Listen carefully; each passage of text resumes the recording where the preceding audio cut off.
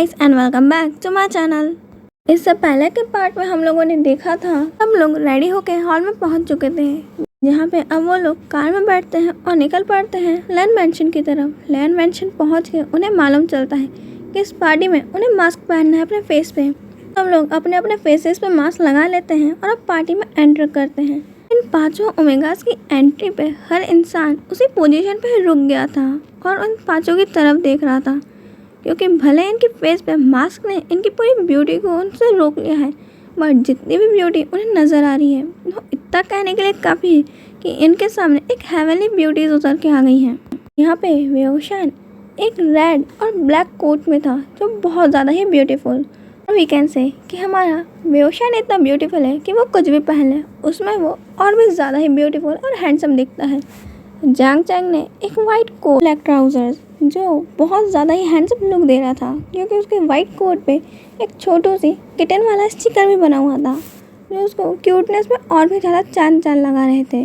जेहोप ने red and black spot वाली एक बहुत ही ब्यूटीफुल सी पैंट और उसके ऊपर एक ब्लैक कलर की टी शर्ट और कोट पहना हुआ था जो बहुत ज़्यादा ही ब्यूटीफुल था। और उसकी हेयर स्टाइल तो वहाँ पे सन अपने तरफ खींच रही थी, और उसके कोट में एक जगह पे एक बहुत ब्यूटीफुल सा मोर का पेंडेंट लगा हुआ था।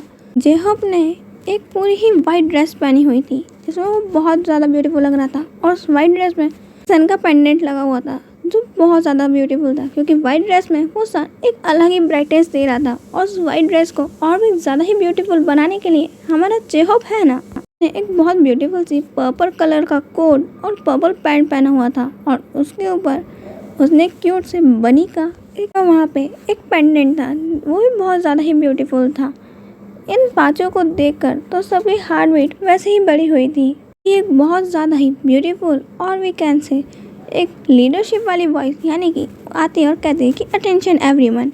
वो सब लोग अब उस आवाज़ की तरफ देखने लगते हैं कि कौन आया है। वहाँ पे मिस्टर लैन उन्हें कह रहे थे कि हमने ये पार्टी हमारी लैंड कंपनी के 23rd इतने साल हो गए, 23 साल हो गए ये कंपनी हमारे बनाई हुई, और इस कंपनी के इस सेलिब्रेशन को मनाने के लिए हमने यहाँ पे ये पार्टी रखी है।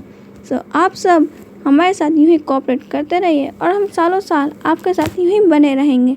और सब लोग इस बात पर ताली बजाते हैं और अपनी वाइन के कप्स को ऊपर करते हैं। मिस्टर लैन भी उन्हें चेस करते हैं और सब लोग अब वो वाइन्स पी लेते हैं। वे वो लोग बहुत ज़्यादा खुश थे, और कई लोगों तो ग्रुप में ये बात कर रहे थे कि अच्छा हुआ वो 5 रूथलेस ब्रदर यहाँ पे नज़र नहीं आ रहे।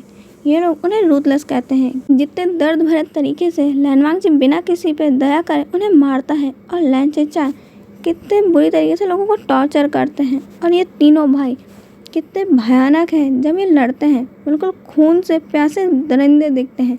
यहाँ पे इन सभी लोगों के विचार पांचों भाइयों के बारे में ऐसे थे, क्योंकि जब भी उन्होंने लड़ते हुए देखा है उन्हें, तो उन्हें वो डरावने और भी ज़्यादा ही खतरनाक लगते हैं, और उनके नज़रों में तो वो लोग रूथलेस पर्सन हैं। वहाँ पे अचानक से सारी लाइटें ऑफ हो जाती हैं और एक स्पॉटलाइट बीच में आती है, जहाँ पे 5 लोग अपने मास्क के ऊपर हाथ रख के खड़े थे, और वो लोग अपना मास्क उठा के फेंक देते हैं। शन, जांग चैंग, जेहोप, कुकी और शुगा एक टेबल के पास खड़े हुए थे, और सबके हाथ में एक वाइन के कप्स थे, और उन लोगों को उस मास्क में थोड़ा अनकंफर्टेबल हो रहा था, तो उन पाँचों ने ही अपने मास्क हटा दिए थे, और सब ने अपने मास्क उस टेबल पे पटक दिए थे, क्योंकि ये कहीं का रूल नहीं है कि उन्हें मास्क पहन के ही रखना है, और है तो भाड़ में जाए, नियम तो तोड़ने के लिए बने जाते हैं।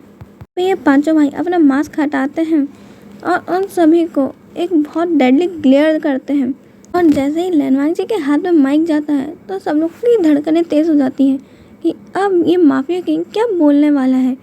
लैनवांग जी कहता है कि आप लोग यहाँ आए ये जान के मुझे बहुत अच्छा लगा। ये कह के वो अपना माइक लैन चेचान को दे देता है। लैन चेचान उन्हें कहते हैं कि जब तक आप हमें कोऑपरेट करेंगे हमें ये जान के अच्छा लगेगा, और हमसे धोखा देने के बारे में आप लोग सोचे भी ना। ये बात सुन के सब लोग काँप जाते हैं, क्योंकि वो जानते हैं कि यहाँ पे तो लैन चेचान सीधे सीधे उन्हें धमकी ही दे रहे कि अगर उन्होंने उन्हें धोखे देने के बारे में सोचा भी तो उन्हें ज़िंदा नहीं छोड़ेंगे। और यहाँ पे अब भी माइक लेता है और कहता है कि मुझे ज़्यादा बकवास करने की आदत नहीं है, सीधी बात, नो बकवास। अगर हमारे खिलाफ गए और हमें मालूम चला कि तुम भी किसी निर्दोष इंसान को परेशान कर रहे हो, तो इंसान कुछ करे ना करे, बट मैं तुझे इतना पीटूंगा कि अगली बार किसी को भी परेशान करने से पहले 200 बार सोचेगा। ये बात सुन के कोई उस इंसान को घूर रहा था कि ये बोला किसने। ये हमारा कुकी था जो देख रहा था कि ये बातें बोल कौन रहा है। जैसे ही वी को दिखता है कि कुकी उसे देख रहा है, वो पहले सोचता है क्या वो सही देख रहा है या फिर सपना तो नहीं देख रहा। अभी वी के अंदर जितनी ज़्यादा एनर्जी भरी हुई थी और जो गुस्से में वो बोल रहा था, बेचारा का फेस अब तो ऐसा था कि मैंने ये क्या ही देख लिया, और वो इतना ज़्यादा शांत हो जाता है ये वो कुछ कहेगा ही नहीं, और वो माइक आगे पास कर देता है। और उसकी नज़रें तो सिर्फ उस और जाके अटक गई थी। कुकी ने उसे नोटिस नहीं किया था, बट वी की नज़रें ने तो कुकी को नोटिस कर लिया और अब छोड़ने का नाम ही नहीं ले रही। माइक पे कुछ कह रहा था और वहाँ पे जिन कह रहा है कि भाई छोड़ दे, तो आंखों से ही उसका क्या कत्ल करना चाहता है। वी कहता है कि चुप हो जाओ। जिन कहता है कि मैं तो चुप हो जाऊँ, पर तेरी आंखों को कुछ कहे। अगर यहाँ पे सब लोगों ने तेरी नज़रों को फॉलो किया, उन्हें तो यही लगेगा ना कि तू उसे मारने का प्लान कर रहा है। तो भाई छोड़ दे, यहाँ पे और भी लोग हैं जो तुझे घूरने में बहुत ज़्यादा बिजी है, और इन ओमेगा उसके बारे में तो सोच, तो इनका दिल तोड़ देगा। कहता है कि तू है ना, तो उनके दिल को संभाल लेना। जिन कहता है कि मैं क्या करूँ, तेरे वाले के बाजू में ही मेरा वाला खड़ा है और उसके सामने तो मैं कुछ कह ही नहीं सकता। वे कहता है कि अभी जो शेर बन रहा था वो तो यहाँ खुद गिदड़ निकला। कुछ कहता उसी समय जिमिन उसके हाथ में माइक रख देता है और कहता है कि अब तुझे कुछ कहना है। जिनको तो मालूम ही नहीं उसे कहना क्या था, क्योंकि जो प्रिपेयर करके आया था वो तो पूरा ही भूल गया। वो माइक को 2 सेकंड तक पकड़ के रखता है और फिर कहता है कि मुझे इससे कोई लेना देना नहीं कि लोग हमारे बारे में क्या सोचते हैं, जो सोचना है सोचो, मुझे इससे क्या करना। और ये कह के वो माइक फेंक देता है और वो माइक सीधे जाता है एक वेटर की ट्रे में जो वाइन सर्व कर रहा था, और उसने बेचारे इतनी मेहनत से ट्रे पे वाइन्स के कप का आईफिल टावर बनाया था जिसे पूरा तोड़ के रख दिया। होते देख जिन अपना फेस छुपा रहा था कि भैया मैंने नहीं किया, किसी और ने किया होगा, और वहाँ पे वो वेटर गुस्से में ढूंढ रहा था कि कौन है जिसने मेरा ये आईफिल टावर तोड़ा है। जिनको भी कहता है कि हम ही उसे पे करते हैं, तो इतना डर क्यों रहा है। जिन कहता है कि हम भले पे करते हैं, बट वो जिसके अंडर काम करता है वो हमारी मदर है, और अगर मदर को मालूम चला कि मैं पार्टी के अंदर ये सब चीज़ें तोड़ फोड़ कर रहा हूँ तो मुझे तोड़ के रख देंगी।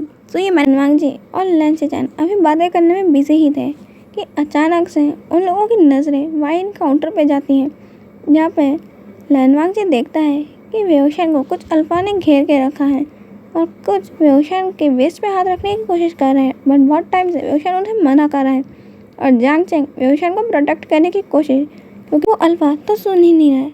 लैंसचैन को ये देख के गुस्सा आता है कि ऐसे कोई किसी ओमेगा को थोड़ी ना परेशान कर सकता है, और वो वहाँ पे लैंसचैन और लैनवांग जी दोनों ही उन्हें बचाने जा रहे थे, बट उतने में उन दोनों को कोई कांच की बोतल टूटने की आवाज़ आती है। वो सामने देखते हैं कि उन दोनों ही अल्फा के सर फूट चुके थे, क्योंकि जांग चैंग और वेओशिया ने उन दोनों के सर पे 2-2 वाइन की बॉटल्स फोड़ चुकी थी। और जैसे ही वो बेहोश होते हैं, लैनवांग जी और लैंसचैन पहले उन बेहोश पड़े अल्फाज की तरफ देखते हैं और फिर अपनी आंखें उठा के उन ओमेगास के दर्शन करते हैं कि जिन्होंने ये हरकतें की थी।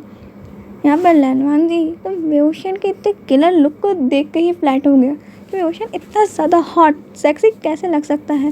ये क्यूट फेस के साथ इतना ब्यूटीफुल ओमेगा, ये दुनिया बिल्कुल ब्लास्ट हो चुकी है, या फिर मैं पागल हो गया हूँ जो मेरी ज़िंदगी में इतना ज़्यादा ब्यूटीफुल पर्सन आया।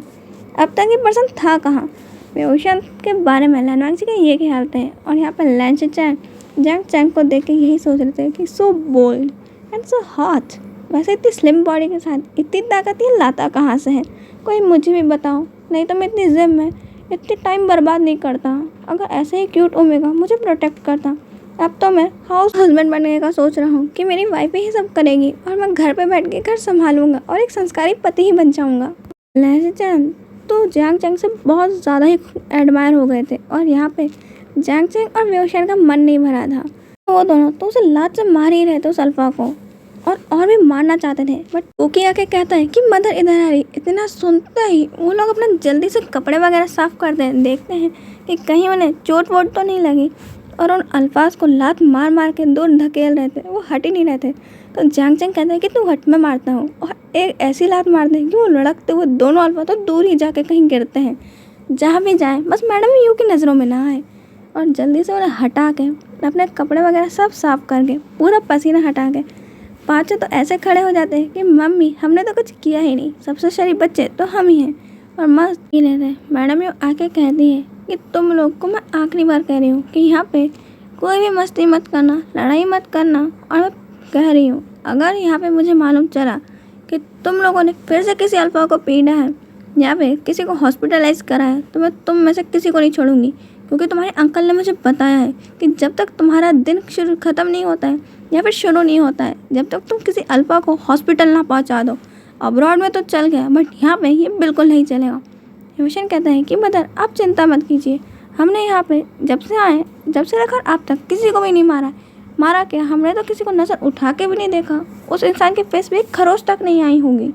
मैडम ये कहती है मैं यहाँ से जा रही हूँ बट तुम लोग लड़ाई मत करना, और मैं मैडम ने से बातें करने जा रही हूँ, और अगर मुझे मालूम चला कि तुम लोगों ने ऐसा कुछ किया है।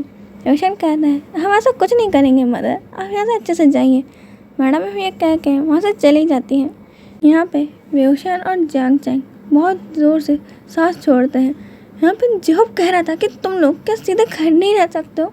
रोशन कहता है हमारी कोई गलती नहीं, वही हमसे लड़ने आया था। कहता है कि उसे लड़ना नहीं फ्लर्ट करना कहते हैं, वो तो उसे फ्लर्ट करने आया था। रोशन कहता है कि एक ही बात है, वो फ्लर्ट करने आए या फिर लड़ने आए, एक ही बात है।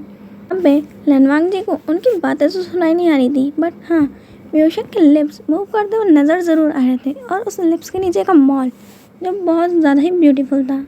लनवांग जी ने अपनी ज़िंदगी में पहली बार इतना ब्यूटीफुल ओमेगा देखा है और इतना पावरफुल जो खुद को प्रोटेक्ट करना जानता है।